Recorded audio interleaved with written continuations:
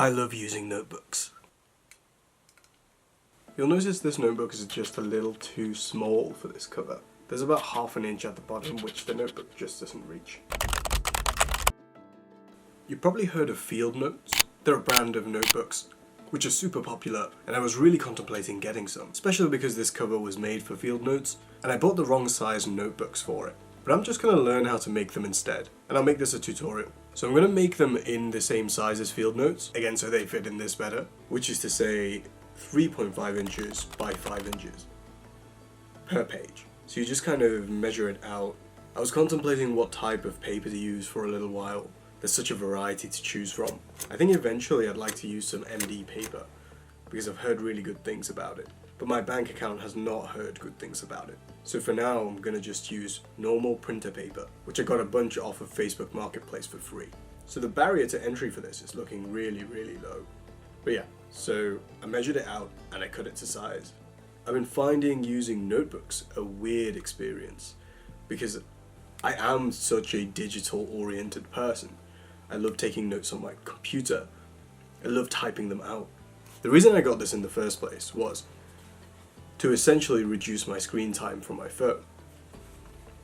I wanted to rewire myself to reach for this rather than my phone every time I wanted to go on my phone.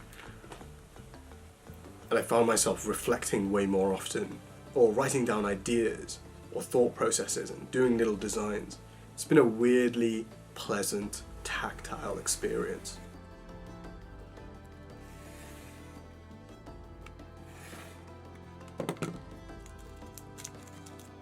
I've been developing my drawing skills. Here is a landscape from an Airbnb that I stayed at. It's not very good, but I didn't even know that I could create something like even this.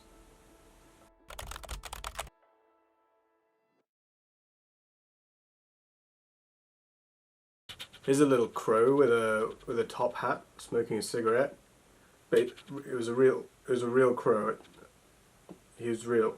They've just been so useful in transforming thoughts and ideas into visual representations. I've been using it to organize so much more things. Like how I was craving KFC here, and it's not, but I knew I shouldn't, to stay with that cut, because it's cutting season, I think. And I wrote out why and the benefits. I know this seems a little over the top, but I found it quite useful in understanding what I want, really. And so I actually ended up saving myself 600 calories, £4.50, and I got to eat a lot more volume instead. Using these as a tool to clarify and understand and organize thoughts, insane. Look at this dude. Coffee, dog, guy. So I think this is something that I want to continue. I don't see myself coming off of this. Yeah, it is kind of addictive. One of the things about Field Notes that people seem to like is that it has 42 pages, I think, or 46 pages, something like that. So even though that seems like quite a thin notebook, it's the sense of finishing the notebook and starting a new one that seems to be something that's very appealing, because it feels like the chapter has been closed, or you have completed something. And I think with these ones that I got, they do feel kind of that way. I get it. So I think I'm going to learn how to make these Field Notes type notebooks. So I'm going to go for 48 pages. And so as each sheet of paper gives you 4, it's going to be 12 sheets. I also found this wallpaper for free. Someone was throwing it out. I liked the texture, so I was like, it's quite nice. So I'm going to use this as the cover. Obviously, if you're making your own notebooks, you can use probably anything as the cover. So after cutting it to size and bending it in the middle, you do the same with the cover. So I found this spiky tool thing. I'm going to use this to make the holes.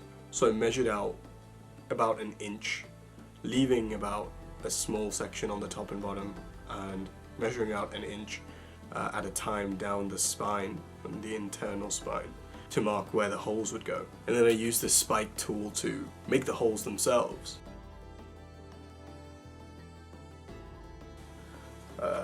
If you don't have one of these, I think you can easily use a needle, like a thick needle, or any other sharp tools or utensils that you have.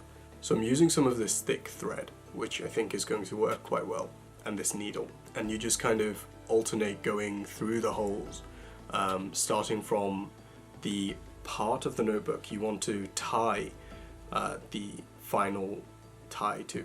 When you're done alternating, you then go back through the holes,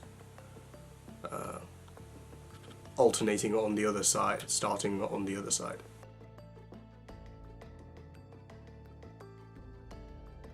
And then when you get back to the second hole, you tie it off. I did 3 just basic knots here.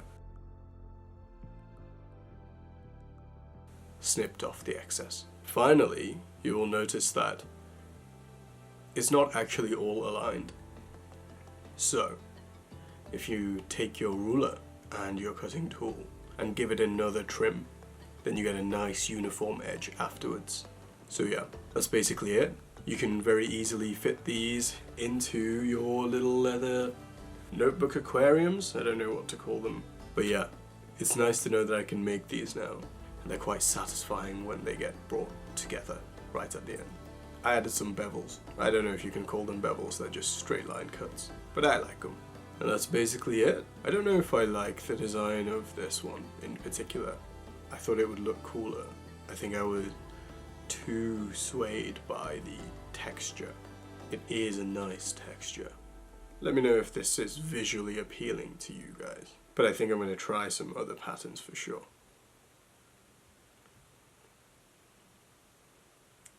Alright.